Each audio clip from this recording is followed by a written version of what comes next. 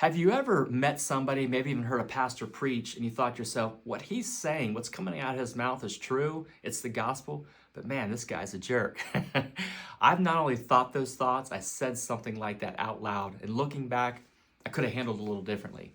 Many years ago, I was at a church planters conference with thousands of pastors in the room, and the session had ended, and we gathered around with some new acquaintances, and we're talking about where we might go to lunch. And one of them kind of just looks over at me and says, "Hey, Skinner, are you thinking about joining the network?" And without thinking, without putting a filter in my mouth that morning, I just blurt out, you guys are right about a lot of things. You're just jerks about it. And looking back, I wish I could have taken those words back.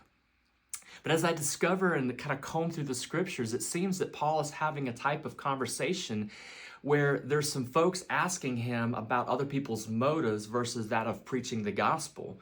And Paul in Philippians chapter 1, verses 15, 16, 17, 18, he basically said, it is true. There are people preaching the gospel out of envy, out of selfish ambition. In essence, he's like, yeah, there are people with false motives preaching the gospel, and there are those preaching the gospel with pure motives that love people. And he's basically like, given the situation that I'm in these chains for the defense of the gospel. He's like, I'm not talking about heresy here. He's not putting up with heresy.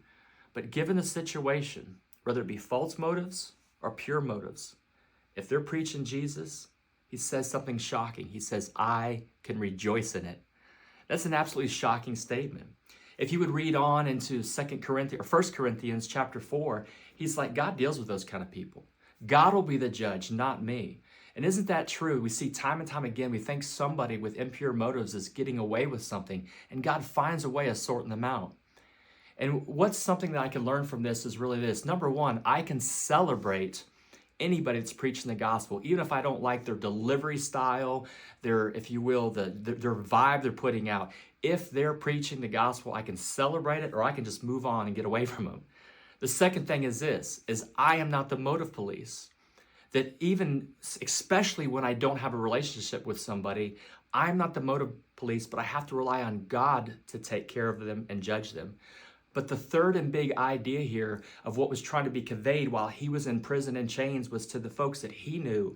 And he said, let's make sure that our motives are pure and that our message is true and faithful to the gospel.